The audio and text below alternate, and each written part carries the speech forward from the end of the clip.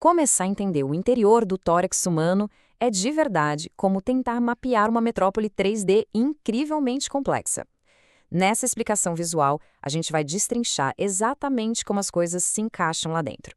Vamos olhar para a relação espacial entre pulmões, pleuras e o mediastino, conectando cada ponto de uma forma bem clara e direta para a aplicação clínica.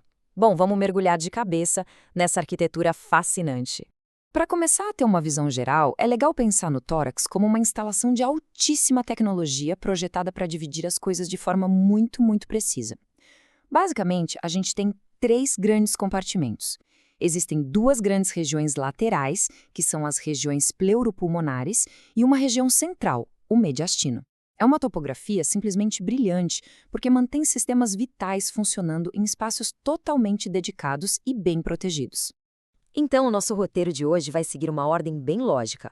Primeiro, a divisão topográfica, depois, a barreira pleural, passando para a anatomia pulmonar, as linhas de irrigação e os pedículos, e, por fim, o centro mediastinal. Parte 1. Divisão topográfica. O nosso arcabouço torácico. Olha só como esse arcabouço fornece limites rígidos e incrivelmente bem selados. Na parte de baixo, a gente tem a face convexa do diafragma.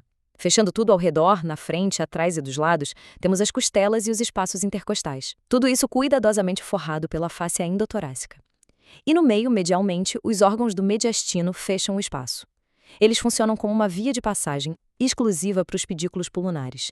É literalmente um sistema de contenção absoluto. Seguindo para a parte 2, a barreira pleural, nosso selo de vácuo de camada dupla.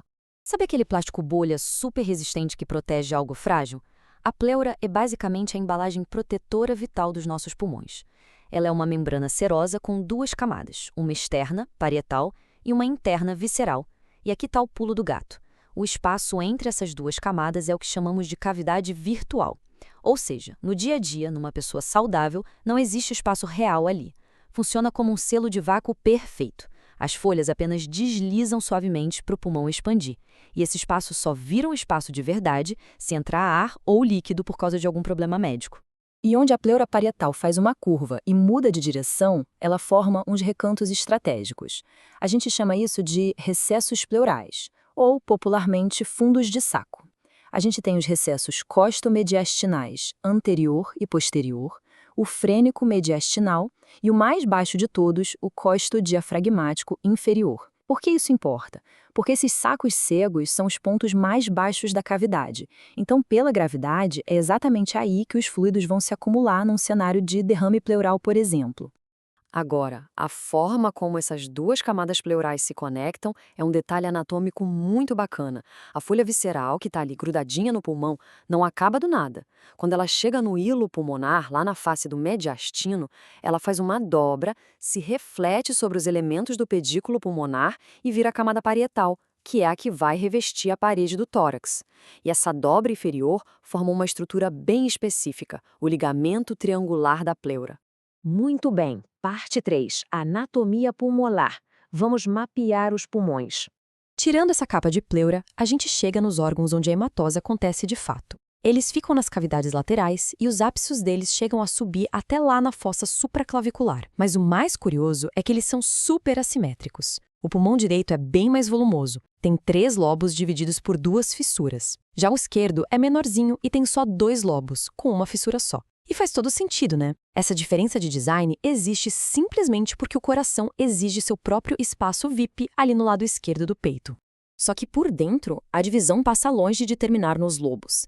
A coisa fica complexa de verdade. Os pulmões vão se ramificando como se fossem uma árvore incrivelmente detalhada com divisões segmentares, subsegmentares, até chegar nos bronquíolos terminais. E tudo isso deságua nos lóbulos pulmonares. É lá, nesses minúsculos apêndices funcionais, que a verdadeira mágica da respiração celular acontece. É por isso que compreender essas subdivisões precisas é tão crucial. Por exemplo, saber a separação do lobo superior direito em apical, posterior e anterior, ou lembrar da famosa língula, que é exclusiva do pulmão esquerdo. Esse mapa exato de cada segmento não é só preciosismo acadêmico. É esse guia topográfico que permite aos médicos localizarem doenças com uma precisão quase cirúrgica dentro das vias respiratórias. Vamos para a parte 4, irrigação e pedículos, as nossas linhas de suprimento. Pensa comigo, toda mega instalação precisa de rodovias de suprimento potentes. No tórax, essas vias são os pedículos que entram e saem no hilo de cada pulmão. E a gente tem que dividir essas rodovias em duas categorias bem separadas. Primeiro, temos os elementos funcionais. O trabalho deles é exclusivo para a troca gasosa, a hematose. Isso inclui o brônquio principal, a artéria pulmonar e as veias pulmonares. Depois, temos os elementos nutricionais, como as artérias bronquiais e os nervos. O único trabalho deles é nutrir, é manter o próprio tecido pulmonar vivo e funcionando. E isso nos leva a uma questão espacial fascinante, um verdadeiro quebra-cabeça 3D. Quais são as estruturas vizinhas que passam grudadinhas ali, contornando esses pedículos pulmonares? A forma como os grandes vasos e nervos desviam desses pontos de entrada dita grande parte de toda a complexidade do nosso tórax. Quando a gente coloca a anatomia do pedículo direito lado a lado com o esquerdo, as diferenças saltam aos olhos. O trânsito de estruturas ao redor das entradas de cada pulmão obedece a um arranjo completamente assimétrico. De um lado é de um jeito, do outro é totalmente diferente. Memorizar quem é vizinho de quem aqui vale muito a pena. Na frente dos dois pedículos passa o nervo frênico. Até aí, tudo igual. Mas à direita, ele vem acompanhado pela veia cava superior. À esquerda, pela aorta ascendente. Atrás, a gente tem o nervo vago. À direita, junto com a veia ásicos. À esquerda, com a aorta descendente. Mas o detalhe mais espetacular é o que passa por cima, coroando o pedículo. Do lado direito é o arco da veia ásicos. Do lado esquerdo é o monumental arco da aorta dominando o espaço. E, finalmente, chegamos à parte 5, o centro mediastinal, a grande rodovia central do corpo. Esse núcleo central fica espremido exatamente entre as duas cavidades pleurais, e o mediastino fica contido dentro de uma caixa forte rigorosa. Na frente, o externo e as cartilagens. Atrás, a coluna vertebral, lá da D1 até a L1. Dos lados, as pleuras mediastínicas e no chão dessa caixa, o diafragma. É um cofre absoluto, desenhado pelo corpo para proteger os tubos que mantêm a gente vivo. A densidade de trânsito dessa rodovia central é um absurdo. Esse espaço precisa acomodar tubos, artérias e condutos gigantescos, tudo coexistindo lado a lado, super espremido, a traqueia, o esôfago torácico, segmentos imensos da aorta e a artéria subclávia esquerda. Todo mundo cruzando a mesma cavidade numa ordem perfeitamente orquestrada, e tem mais coisa nesse tráfego. Várias artérias menores, como intercostais e esofágicas, correm junto com correntes importantíssimas, tipo a cadeia simpática e os nervos vagos. E não podemos esquecer de estruturas gigantes, como o conduto torácico, que sobe lá do abdômen a partir da cisterna de Pequet e cruza todo esse espaço. Para tentar organizar essa bagunça topográfica, a gente costuma traçar uma linha imaginária na altura da carina da traqueia, separando tudo em seções superiores e inferiores. Facilita muito a vida. O que nos traz para uma reflexão no final de tudo isso? Como que dominar de verdade esse quebra-cabeça espacial 3D do tórax nos ajuda a desvendar anomalias escondidas?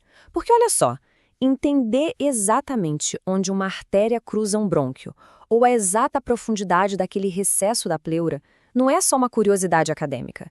Esse é literalmente o mapa do tesouro para médicos localizarem problemas antes invisíveis e, no fim das contas, salvarem vidas. Quando a gente transforma toda essa complexidade em algo claro, fica a pergunta: quais outros segredos de engenharia a arquitetura do corpo humano ainda esconde da gente?